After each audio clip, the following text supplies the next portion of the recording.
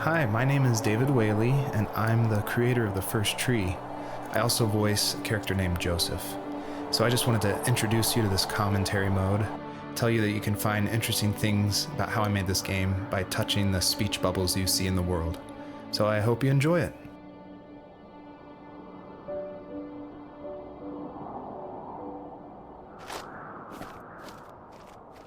Are you awake? I thought I heard you get up. Yeah, I'm awake. Sorry, I just can't sleep.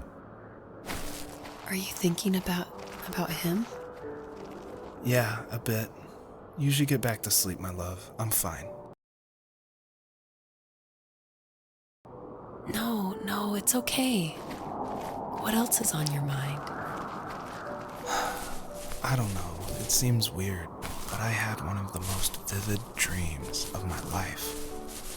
I saw a fox on a snowy mountain, just looking confused and worried. Those eyes. I can't get those eyes out of my head. She was running in the windy snow, looking for something. Do you think it has to do with you and what's been going on? I don't know. It was just a dream, Rachel. They're not meant to make sense. A lot's happened the past couple days, that's all. Well, if you're not going to sleep anyway, you should tell me. I want to hear. All right.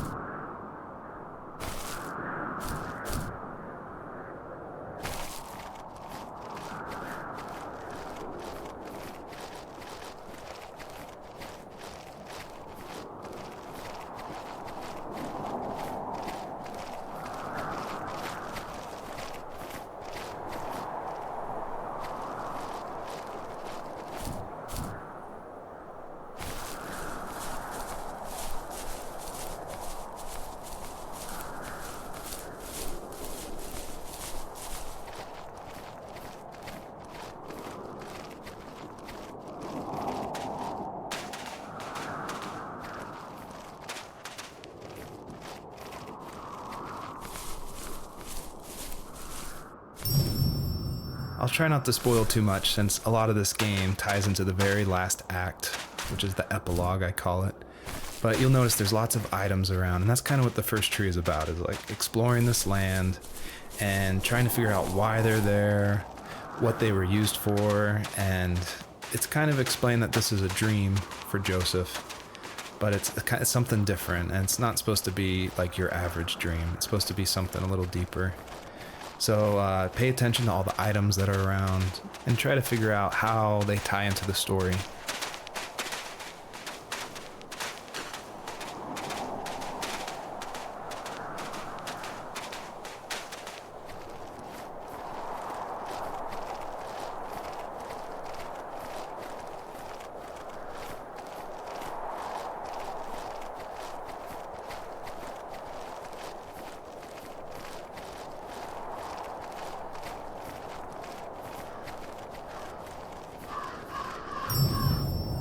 So it's usually at this point where people say something like, "This is not the kind of game I was expecting."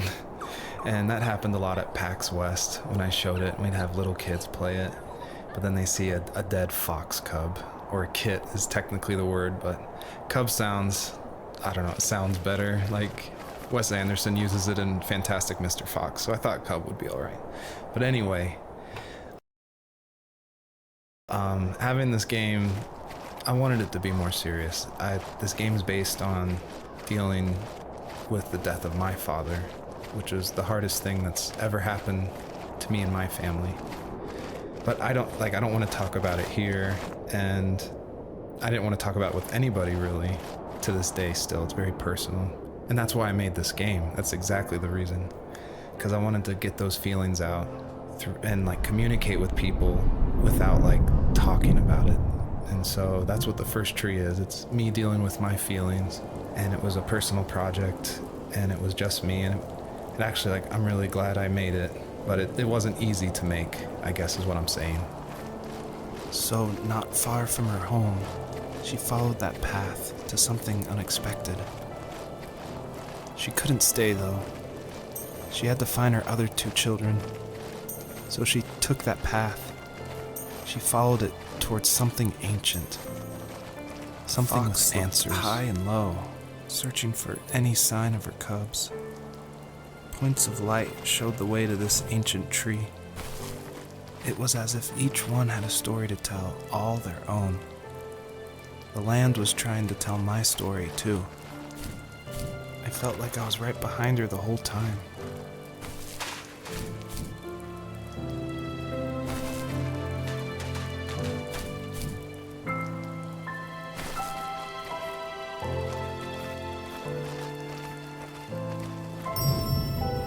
The bunnies were added because my wife, Elise, who also voices Rachel in the game, who's also helped a ton to make the game, as we were playing, she just said it, the world felt kind of empty and not alive enough.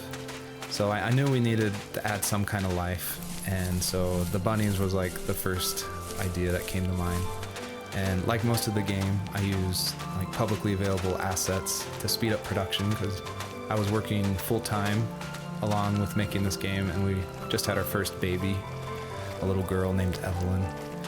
So I was messing with this asset called Herd Sim, and at one point, like the generation script that creates variations of the sizes of the bunny. One time I got out of control and it made like this monster bunny that towered over everybody. And I shared that GIF on Imager and Reddit, and that was a huge hit. It helped definitely gain an audience for this game. But it's hard because this game is like so serious. It's about life and death, not giant bunnies. But I knew I needed something, like a shout out to that, because it was pretty fun. So if you're able to catch all the bunnies on this map, I think there's around 13, then you'll get a special surprise. So good luck. I feel like one of the best ways to make an exploration game feel worth it, or to reward the player, is to have as many secrets as possible. Like some of my favorite games like Dear Esther and Gone Home and Firewatch. I love those story-driven games. And they're kind of like these mystery boxes where if you put in a lot of effort, if you look closely, the world reveals itself to you better. So there are like secrets in the first tree. See if you can find one of these hidden items by digging around in these unmarked spots around this area.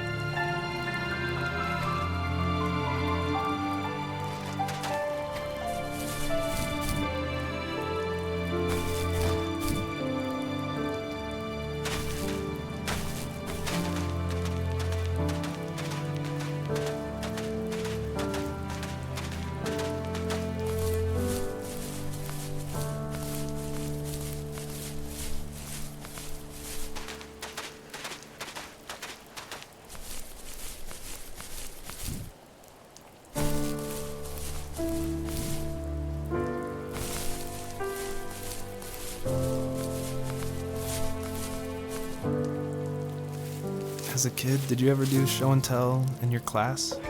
Yeah, I think I only did it once, when I was in the 4th grade. You know how my life was around then. I wanted to show my class what helped pass the time and distracted me, so I brought a dozen paper cranes I had made. I think I told everyone how badly I wanted to be a bird and fly, embarrassingly enough. Don't be embarrassed. Every kid wants to fly. For me, it was another toy from my dad, a wooden boat. I remember guarding it so carefully in my hands as I walked into class. When I sat down, a group of boys immediately made fun of it. They asked which trash can I found it in, or why an ugly log was my favorite toy. When I got up, I didn't even want to tell them my dad had carved it. I said it was a joke gift my friend had given me. Kids can be so cruel. Some of them are. I shouldn't have let them get to me, but it did. It's amazing we bounced back at all.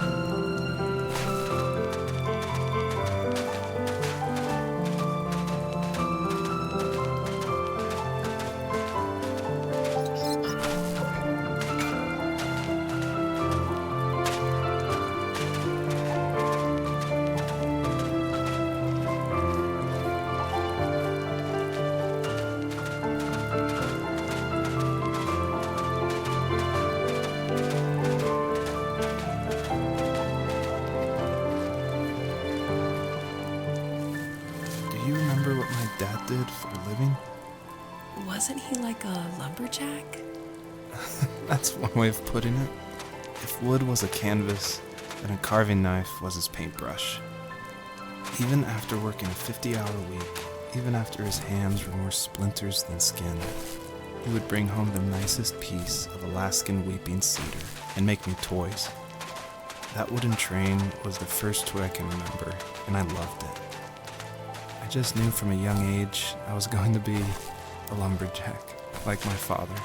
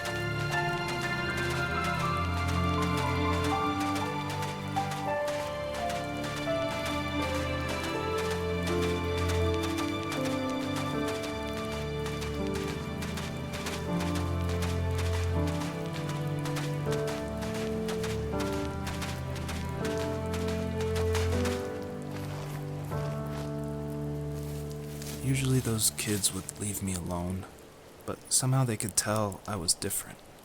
They made fun of how far away I lived. They called my dad a sourdough.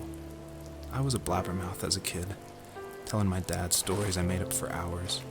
But after that show and tell, I didn't tell him much anymore. He didn't know exactly what was wrong, but his best guess was that the toys he carved weren't cool enough. He carved me a tank and tried to tell me what it was like to be in a real tank as a serviceman. I didn't know your dad was in the military. Yeah, in the army. The sad thing is that I'd pretty much forgotten until just now. There's so much I still don't know about him. I'm sorry. He knows how much you love him. You're going to see him again soon and have some closure, I'm sure.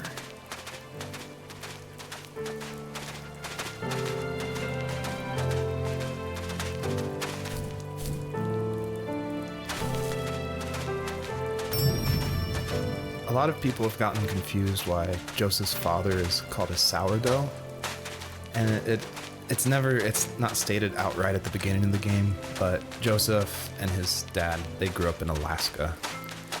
And I don't have a real connection to Alaska except through friends who lived there, and it was also the place that me and my dad were gonna go right before he passed away. But I love the idea of Alaska being like this beautiful solitary place. But anyway, what that has to do with sourdough is it's an Alaskan slang term about like someone who lives in the backwoods, like a redneck in Alaska. So I thought that was just to put some authenticity into the game. I added that word.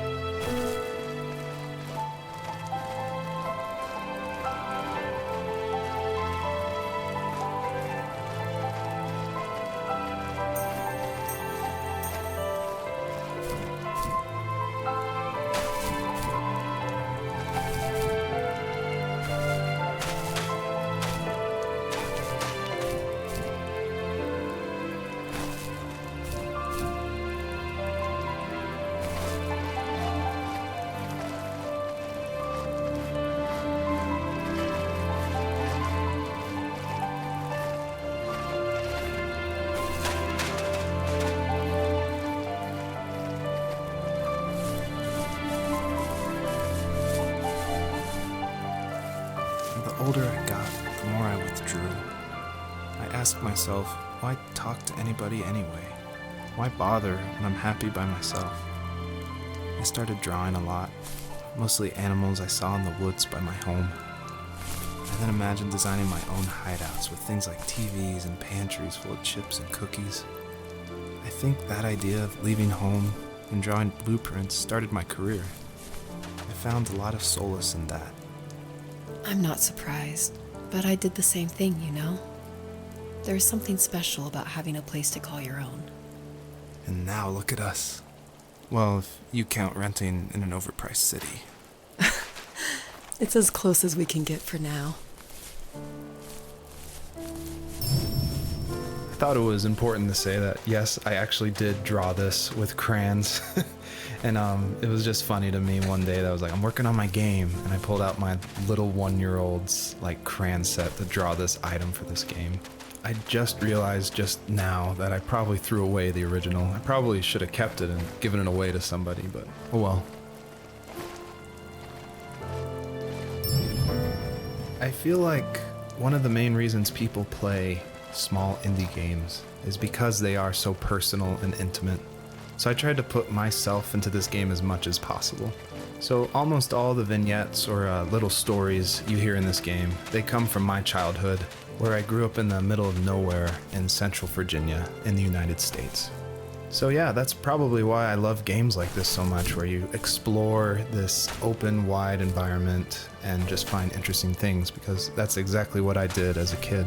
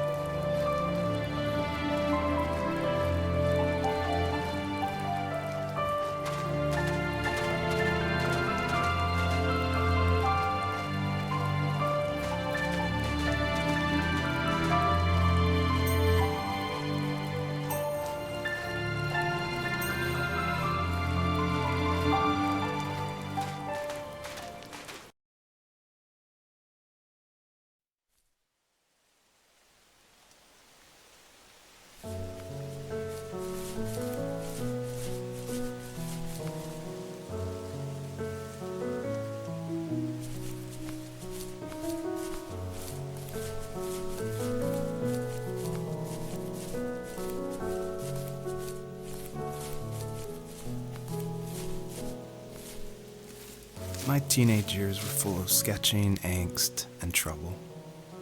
I wasn't popular or unpopular. Maybe just forgettable. I guess that gave me a sense of freedom. So I hung out with crazy kids, doing crazy things, even though I mostly just watched the chaos ensue. We did it all. Put fireworks in mailboxes, hide roadkill in people's garages, break windows of the barber shop in Anchorage. My dad was furious, but he was so busy working he couldn't do much to stop me from going out. I think being an adult means There's no one to stop you making hard decisions. He had to make a living, and he couldn't be in two places at once. Yeah, I realize that now. But at the time, I was sure he was more interested in growing his business than what was going on with me. This is the level that I showed at PAX West, which was a crazy dream come true that this hobby project was being shown next to all these amazing indie games. So I decided to show this level because it's smaller, there's like some jumping puzzles, and I thought it was a good entry into the game.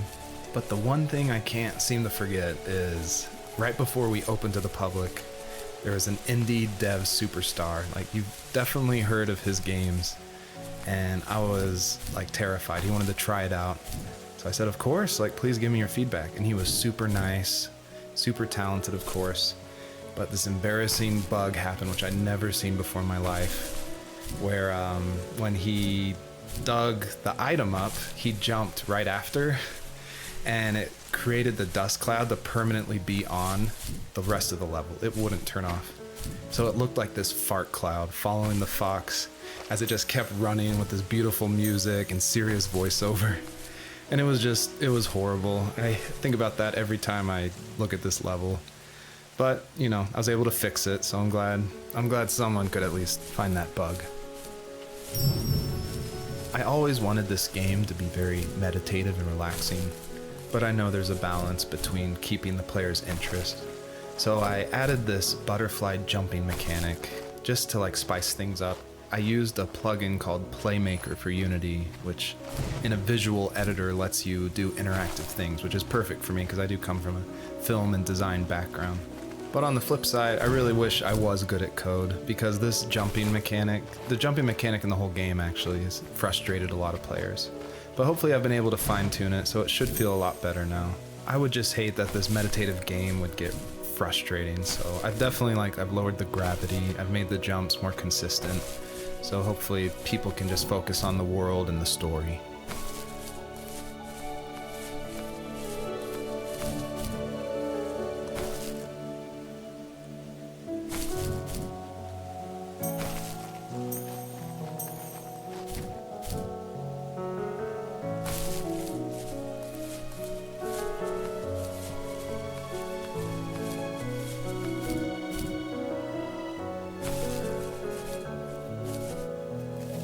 He was working another late night, and my friends were over, saying how bored they were and how they had come all the way out to my house for nothing. One of them mentioned how that old, ugly beyond belief truck was still in the garage, and how we should take it for a spin. I was only 15, so I kind of fought it for a while. The next thing I knew, we were careening around the mountain path, rocks spitting onto the sides of the cliff, while my dad's cringeworthy bluegrass blared out the speakers. I drove while my friends were in the back of that yellow and purple truck, throwing beer bottles and trash at anything remotely interesting. Felt like I was soaring in the air with borrowed wings. But all good things have endings. A cop outside of Eagle River pulled us over after he saw us send a bottle rocket into someone's yard. What followed was a long night of talking to disappointed adults and feeling smaller than ever.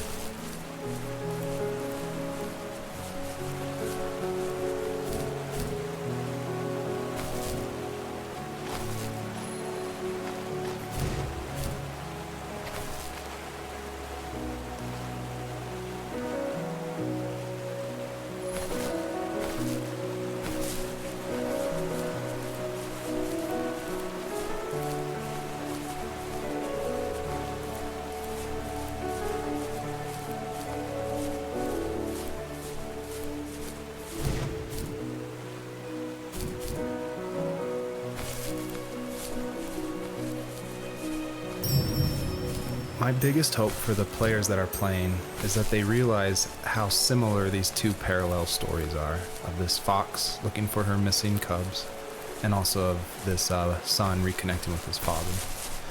And so I try to add little touches in the voiceover and in the environment to help draw those parallels, even if they seem totally dissimilar. A big example is the truck, for instance, that Joseph grew up with. It's purple and yellow like the butterflies for this fox. So I tried to add as many touches like that throughout the story as possible.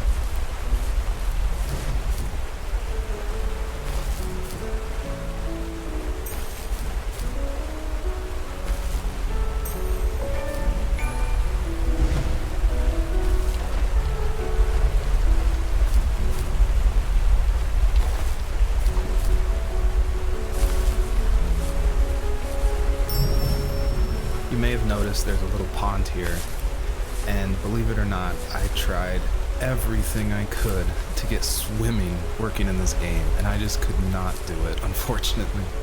And so all the water in this game you can just stand in, which is, it still like bums me out, but the systems were not working, it was buggy.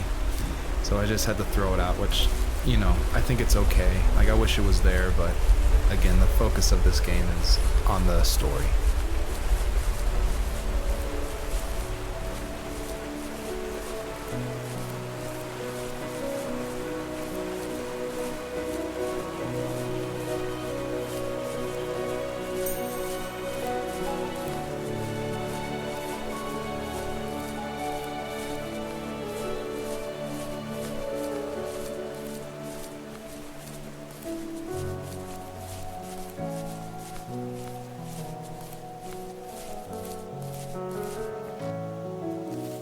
After he drove me home from the police station, I blew up at him, saying how I never wanted to be like him, how I was gonna be someone and leave that hick icebox for good.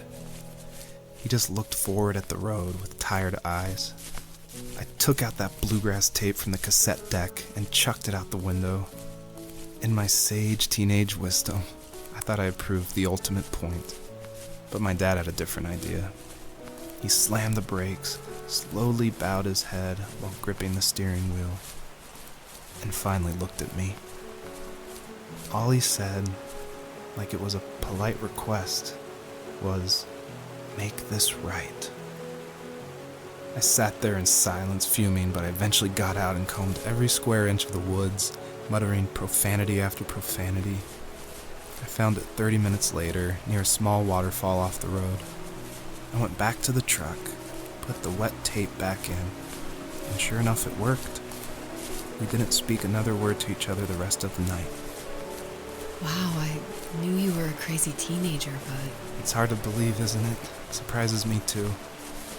It's like I didn't really know who that kid was back then.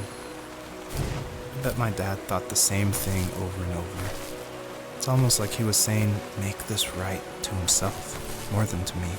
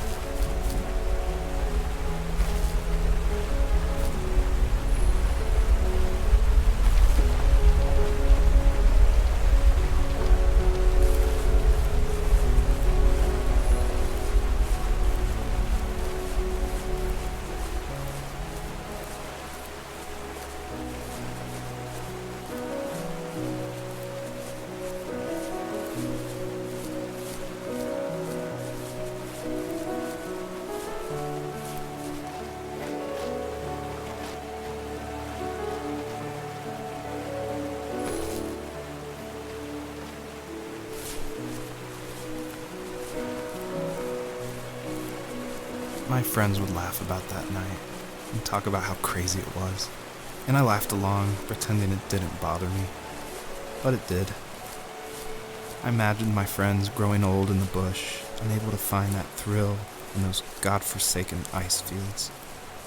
It's like those mountains were a literal wall, keeping me from leaving, where all I would have to look forward to are lumber yards and evening beers.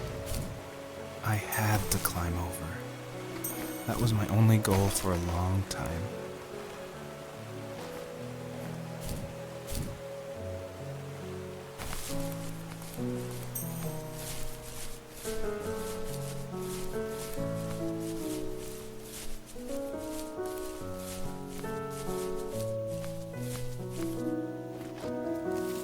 If there was some way I could take my love of drawing and turn it into a way of escape, nothing would make me happier. I wanted to create instead of tearing trees down. I wanted to move to the lower 48, not because I hated it there in Alaska, but I hated the idea of it. It's like all of that spite inside me had created this monster which followed me around my whole teenage years. I put so much energy into doing what others didn't expect of me. Why did I do that? There's one fact you're forgetting, though. If you didn't have that fire in you, we probably would have never met. You're absolutely right. Maybe the destination is all that matters in the end. But then why am I awake? Why am I seeing this fox go on her journey? And why can't I stop thinking about my dad?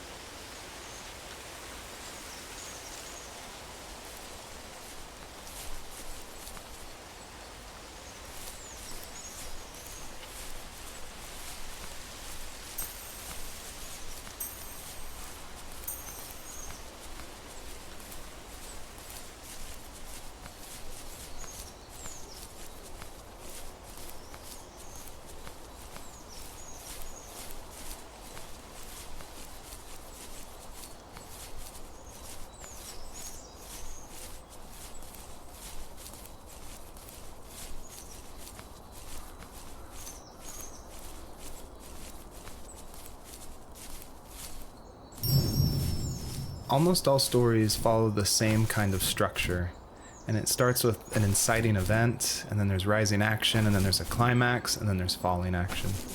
And it's actually really difficult to make an interesting story where you only hear these two people talking, and it's spoken through a dream that's already happened.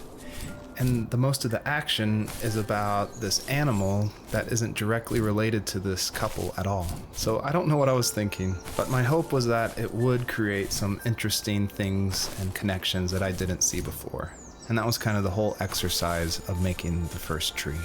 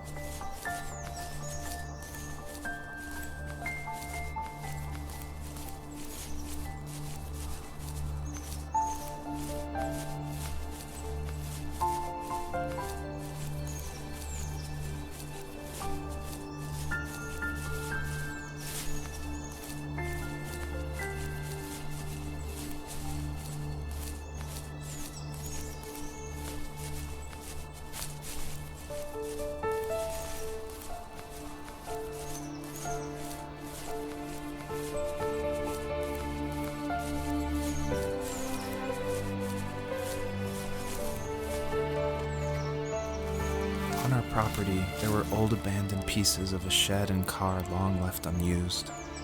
I used to ask him all the time who those people were that left all this junk, and I'm sure he got so tired of hearing it that he made up some elaborate stories how a brown bear ate them and haunted the woods afterwards.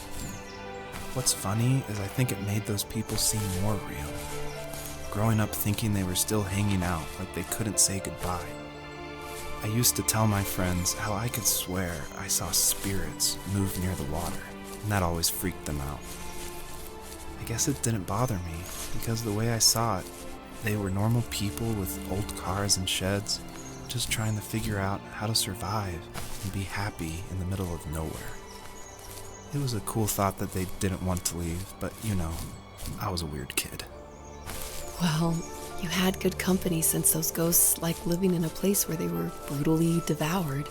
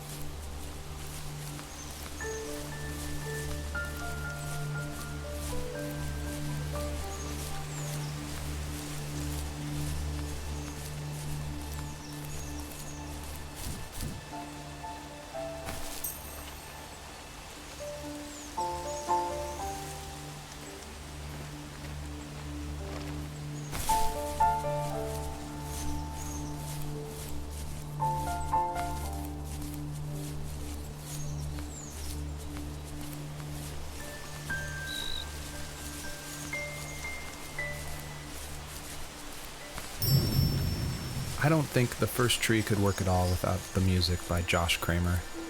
And his music, it's actually publicly available to license, and so it was affordable for me since this was a hobby project. And it's something I like to tell new indie developers all the time, like, you can't afford that composer, you can't afford a full-time programmer. You need to cut corners and finish your game, and the way to do that is to use these amazing publicly available assets that anyone can purchase and license. And so his music it's incredible, and I actually haven't talked to him that much, I've just emailed him.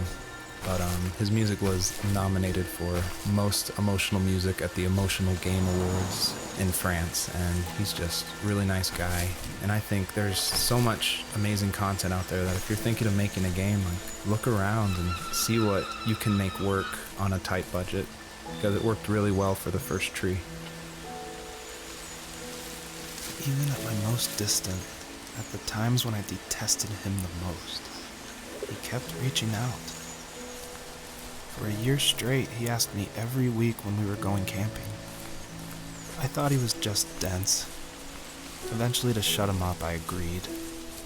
We carried out the worn lawn chairs from the garage and set up a cinder block campfire at the site we'd always used behind the house. We walked down the mountain path, talking in the warm sunshine we only got a couple months of the year. Those 3 obsidian rocks shimmered alongside the shore, almost like sparklers pressed against a dark window. I'll never forget that wet stone on my feet, or how those massive mountains looked even bigger in the lake's reflection. I felt small, but grateful.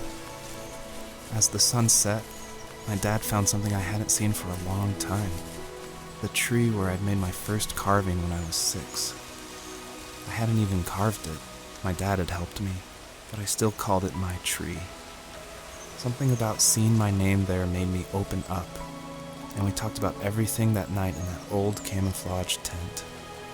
I told him how much I loved sketching and design, and how it would be a dream to study architecture in Seattle.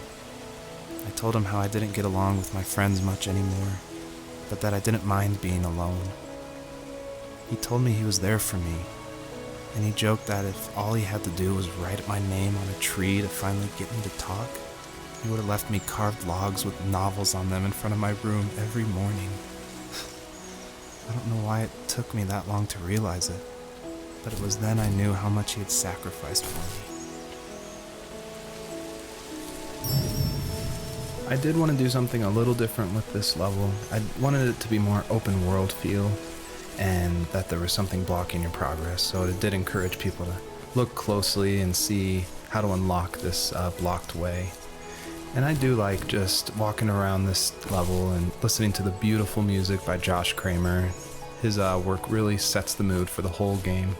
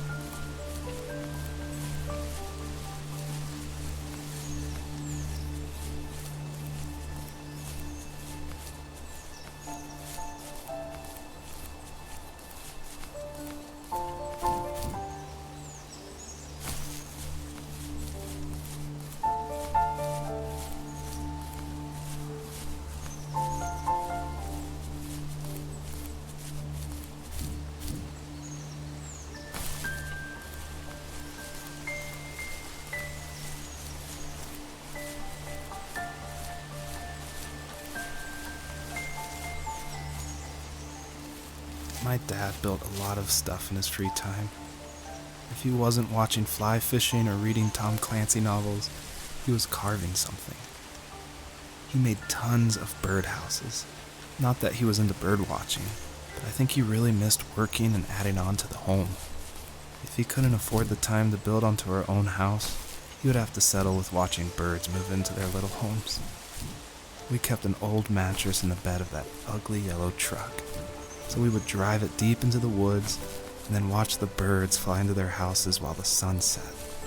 Usually it was accompanied by venison jerky or a cold Coke, but not a lot of talking, which is how we both liked it.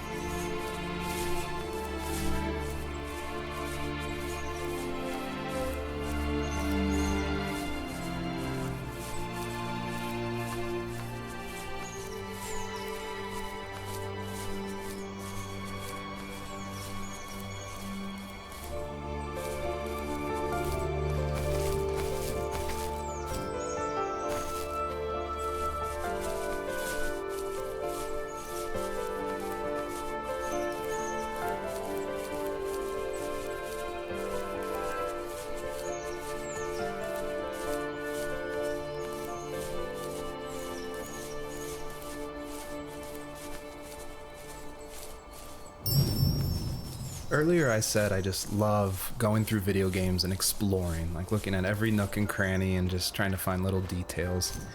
And I think that started because in middle school and high school, I would make mods for my favorite games, namely Jedi Knight, Jedi Outcast, and Far Cry. And I loved like this huge world of mod makers who would make these levels and it'd be like the most random creative things. And I would just love exploring, usually multiplayer levels by myself. So even though I went to college for film, before that, like before high school, I was making video games and mods, and it was my favorite thing in the world. I made a ton of different levels. I made an abandoned space hotel with a dance floor and cafeteria. I made a haunted campground with cabins and tents. I made this whole city with like the first ever day-night cycle with running showers and stuff in the hotel and the apartment buildings. And I just loved making those mods. And I think that carries over to my game, The First Tree, and also the one before that, Home is Where One Starts, which is it's exploration. You're just looking around and appreciating the details. We were happiest underneath the evergreens. We decided it was time to finally map out the hundreds of acres we lived on just to pass the time during the summer. He was only free in the evenings, so I would spend the day wasting time on dial-up internet and sketching, and then we would rush into the woods, pen and map in hand, before evening fell. Sometimes, the aurora borealis would cast a cold green glow on the mountainside, and we would finish our route underneath a twilight sky. Sometimes I was lonely during those summer days, but there was comfort in the routine. A lot of teenagers aren't looking for the daily grind, though. There's nothing wrong with wanting to get out, to leave your childhood home. You wanted to progress, to make something of yourself. Yeah, you're right. That house. I'm sure it's the same as how I left it. But then why does it feel so different? I doubt you're the only adult to have looked back and asked that question.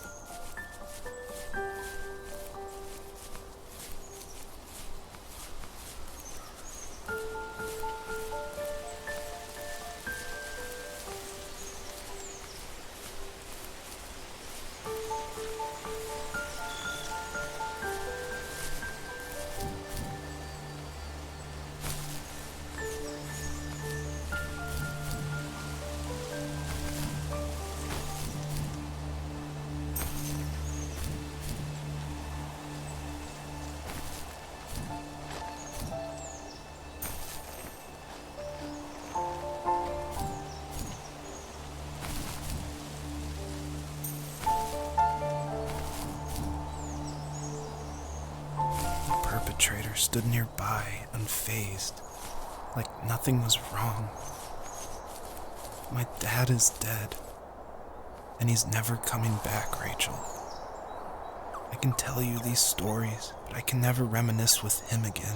He can never hold a grandchild that we'll probably never be able to have. I can never talk to him again, and I'll never be able to say I'm sorry for everything.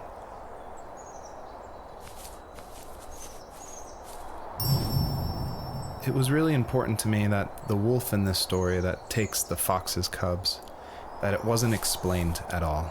Like, it's just this entity that's in the background. And of course, it's supposed to represent something bigger than a wolf or even the fox. It's supposed to represent like the specter of death. And it comes when you least expect it. There's no justification. He's just there, always watching.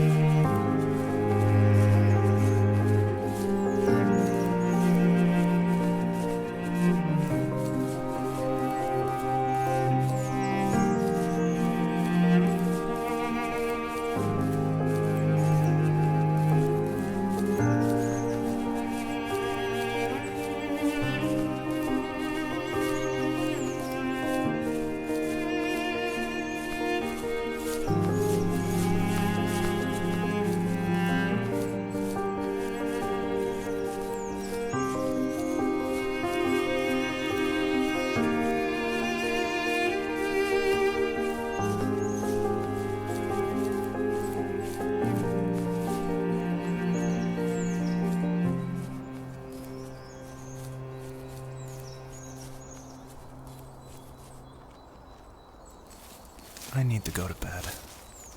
I just can't talk about this anymore. Good night.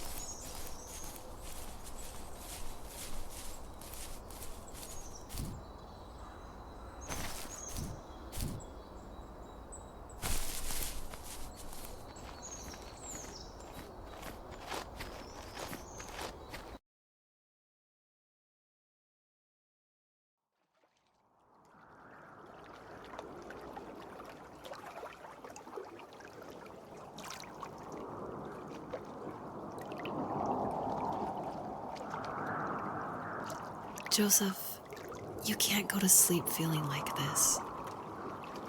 I'm sorry for everything, and I know you need space, but I'm here for you. You don't need to feel so lost. Joseph, have I ever told you what my mother was like?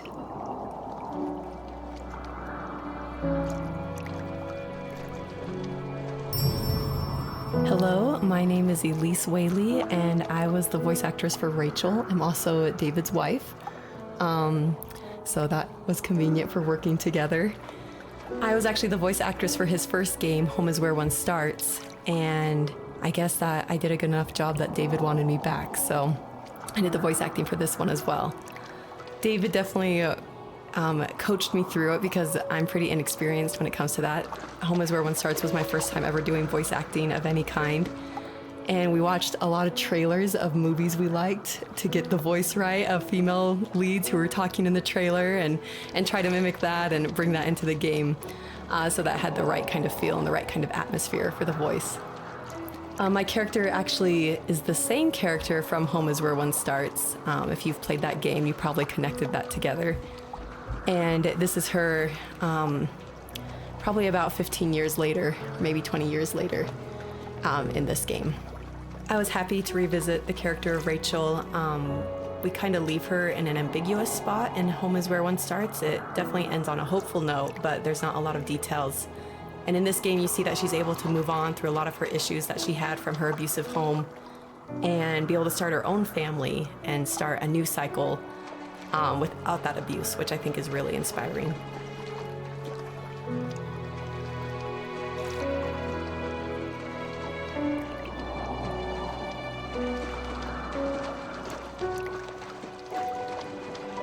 You know what it's like not to have a mom at home. And you know how hard that made my childhood. What helped me was watching the birds in the morning before the school bus came. I thought that my mother was one of those birds, and it made me want to be free like her. My mom taught me how to fold origami cranes while she was in the hospital. So I told myself I would fold one every day until I could fly myself.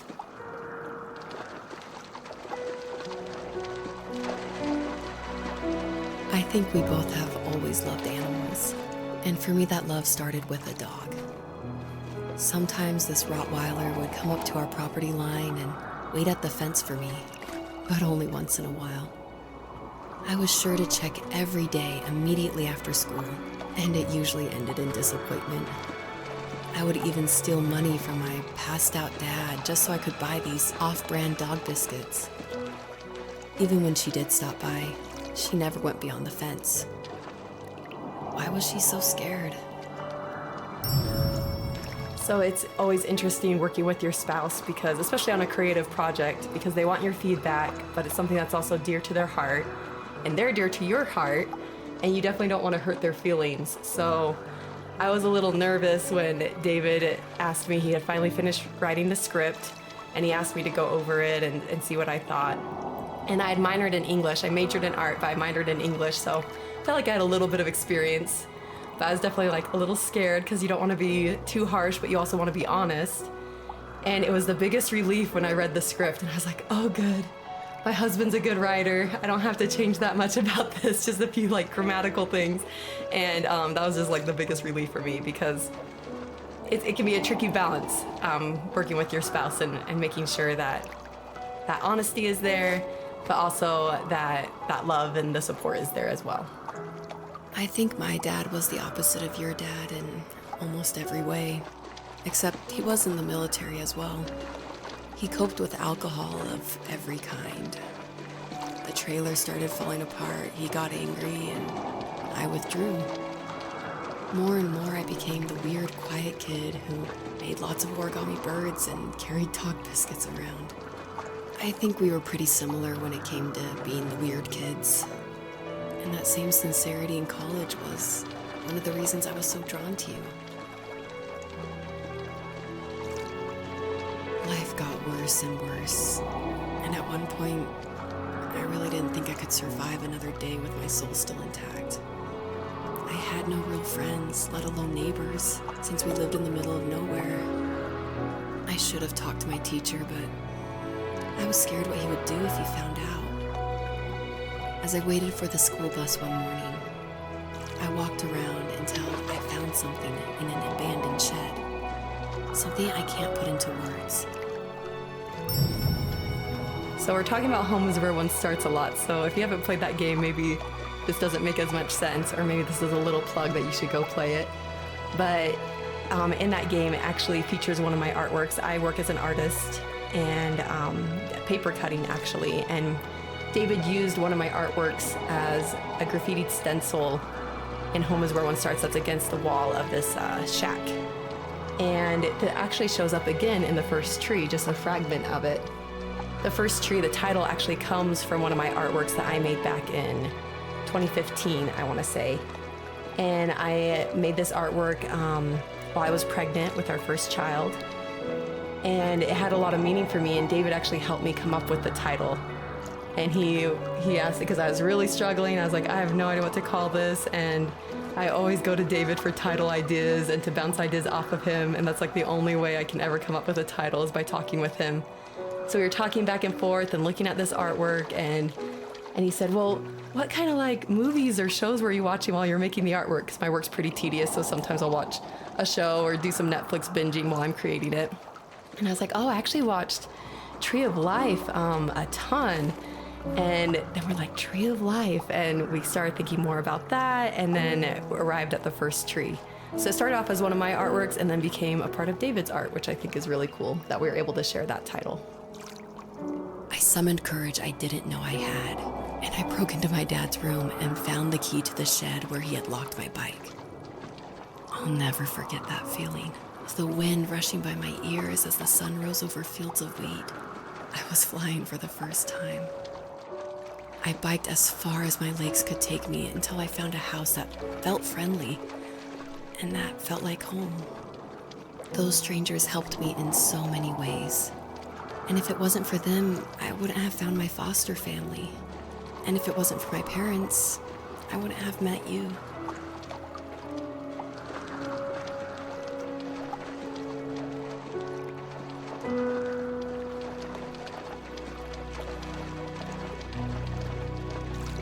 You have strength, Joseph, and you're not as alone as you think. It's all just so pointless. Just waiting for life to happen. It's like having the home I always wanted is cursed out of my reach. The thought of being a parent myself. How could I do that when I couldn't even be a good son? I'm sorry. I know what you're saying. I just don't know how things will work out.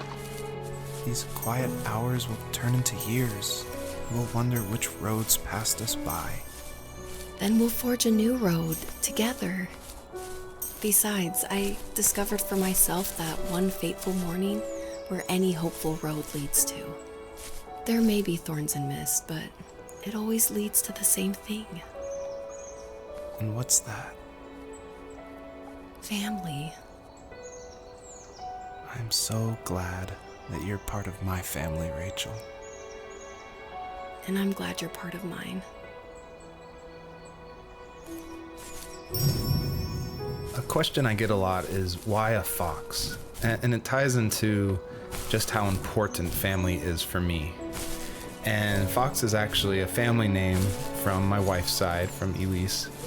And she always heard about the legacy of the Fox family. And because of that, growing up, it was her favorite animal. She even made these 2 wooden foxes for our wedding cake toppers. So I thought it would be cool to have that animal in the game while these 2 people are having this conversation in the middle of the night.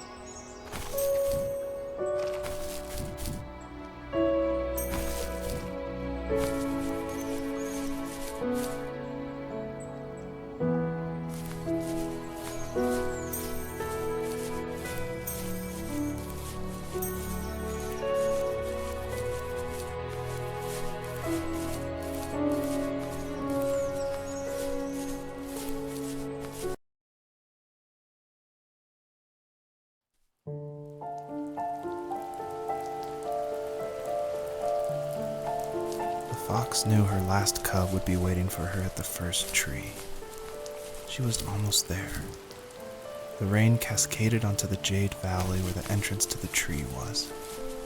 Life was protected there, because that's where life began. It was now only a mother and a daughter left. Items from my life still dotted the ground as she moved closer to her destination and destiny.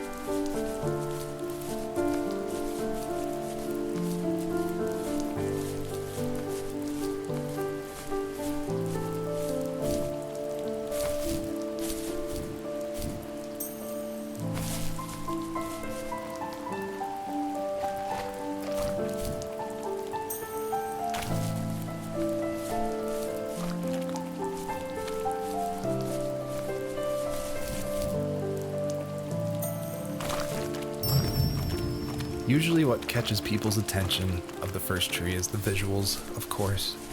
And I was inspired by a lot of people making these levels. The second level is inspired by just these beautiful autumn photos of a real forest. And this level, the Jade Valley, is inspired by the artwork of Heather Penn, who did the Overland games.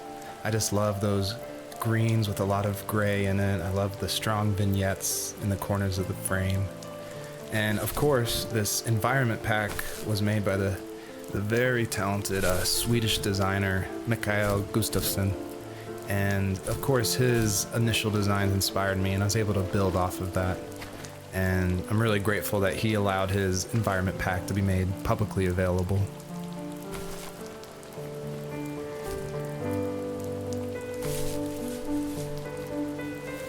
At the end of high school, I felt something I hadn't felt in a long time. Drive. I looked into the best architecture schools on the West Coast, then got a dose of reality when looking at other students' portfolios and the high cost of tuition. I still wanted to be something, to be the next Alvaro Siza, and to make those thousands of sketches worth something in my grand history. But now even an internship sounds impossible.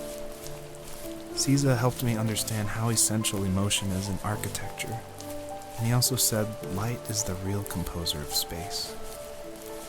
I like to think these glints of light, like not finding a job or even a strange dream about a fox, are something I should be thankful for, even if the illuminated space is something I'm less than comfortable with.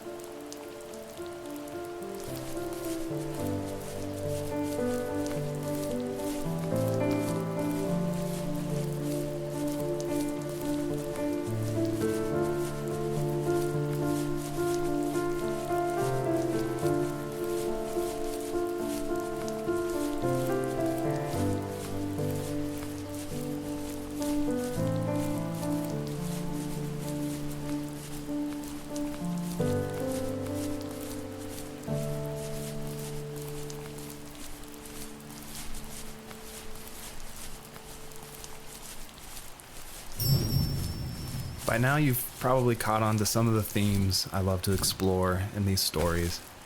And the big one is of this tree, the first tree on Earth. And a lot of people have asked me, what does that mean? Why a tree? And basically it boils down to this delicate balance between nature and its relationship with life and death. And I love these stories where they put like these microscopic relationships, like something of like a father and a son, and juxtapose it next to this epic story of like the creation of the universe and the first tree on Earth, and how they can be equally as important, because in my mind, like, my family is as important as like the creation of the Earth. And it reminds me of like some of the stories I love, like The Road by Cormac McCarthy, or The Tree of Life by Terrence Malick. Basically, I wanted to make sure the player felt that there was a higher power than themselves, and that there was something watching over them as they went through this story.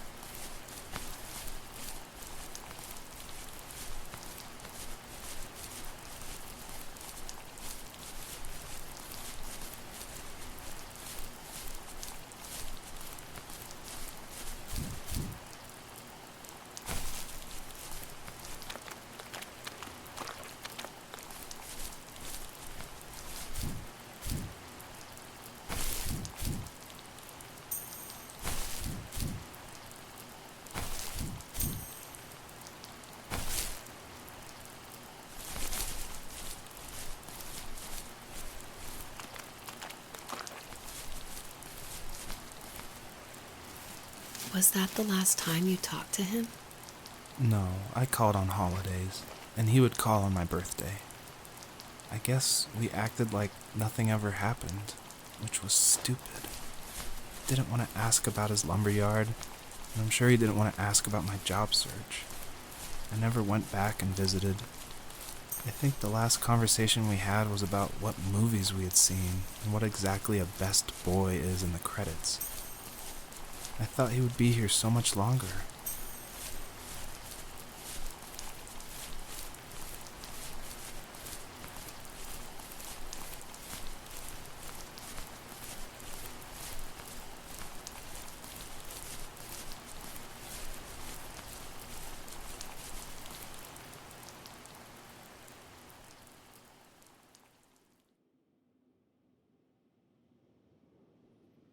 In the distance, the first tree illuminated the wasteland. She couldn't go home anymore. She did the only thing she was capable of: moving forward. My dad died alone in the middle of the wilderness. I should have been talking to him more. I should have done a lot of things differently.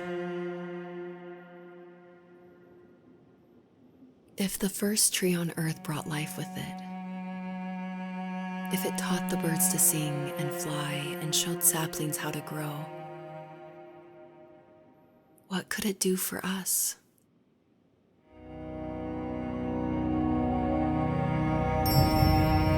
Obviously, there's a really emotional part, but I'm going to talk through it anyway. A lot of people correctly identify that Journey was like a huge inspiration for the first tree. And this part, it is like a callback to that part where you're climbing up the mountain with your friend you don't know, and it just gets snowier and snowier, and you just keep going, and then eventually you collapse. And that made a huge impact on me.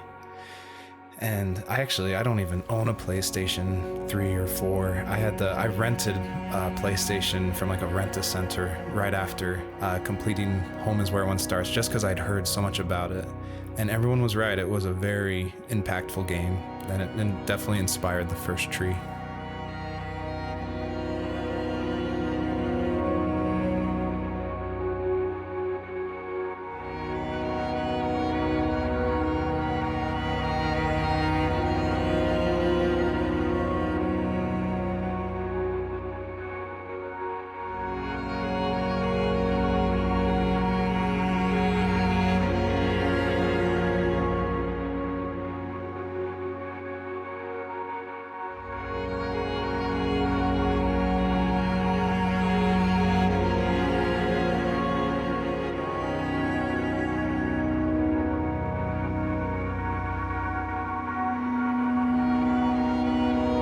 There was a letter I received yesterday from a name I didn't recognize, with a quote I can't stop thinking about.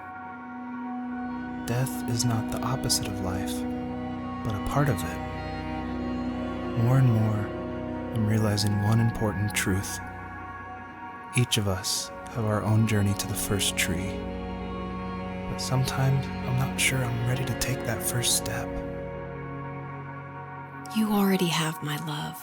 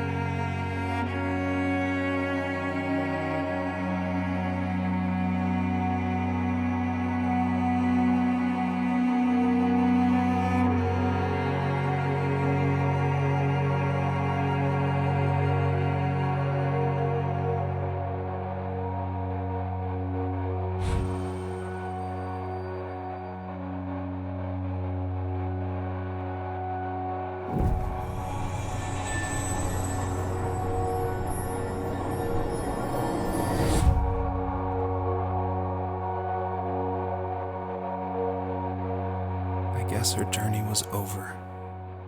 But I have no idea. It was only a dream, a distraction from tomorrow. I don't think dreams normally bring back to memory so many important feelings. Maybe it was just a dream, but it was also a gift. Yeah, I suppose. But tomorrow we're getting on a plane to the last place on Earth I want to be. The only person that would have made the trip worth it is gone. You're going to see him and be with him one last time before you say goodbye. I have one last quote for you by Emerson, sealed in an imaginary letter from me to you.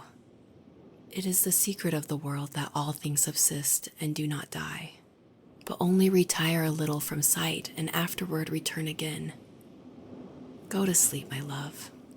We have a big day tomorrow, but I'll be there with you every step of the way. Thank you. Thanks for listening. Good night, Rachel. Good night, Joseph.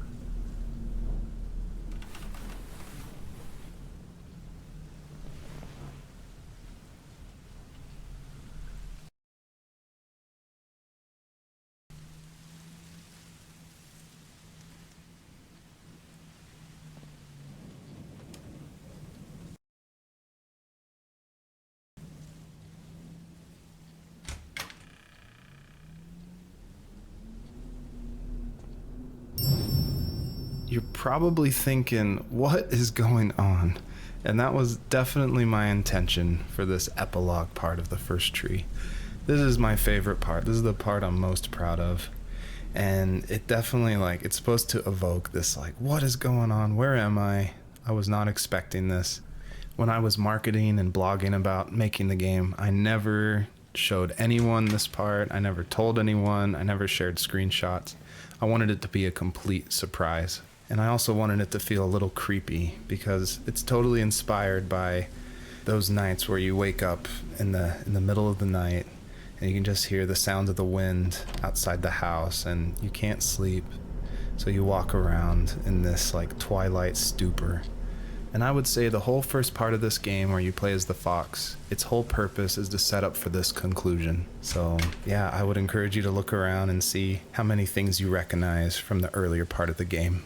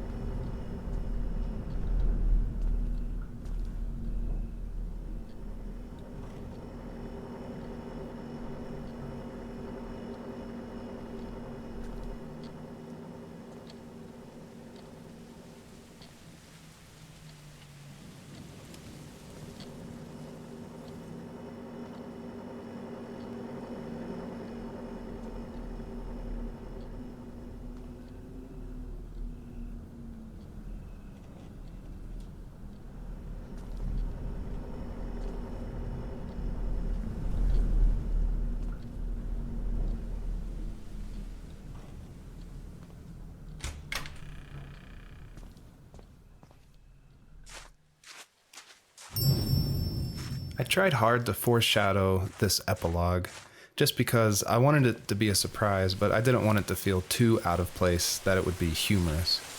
And so Joseph, earlier in the game, he would say things like, I felt like I was right behind the fox the whole time. In my mind, the camera perspective acts as a metaphor for who the player is, what they're seeing. with if the camera represents Joseph, or just like that video game trope of having the camera follow you. I guess the big question I wanted the player to ask themselves, is this a dream as well? And if so, does that even matter?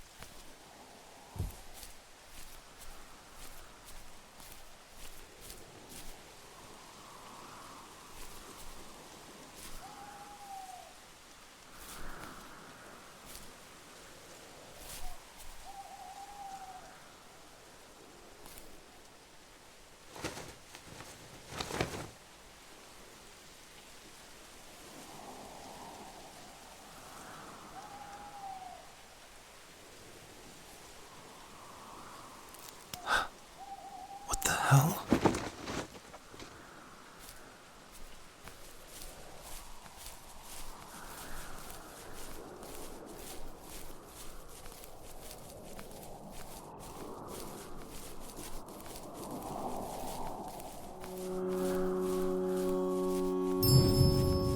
I purposefully fade out the crosshair in the middle of the screen because I wanted it to be a direct callback to the camera following the fox in the first 5 levels of the first tree. I wanted it to go for that gut reaction that this was very familiar, yet totally in a different world.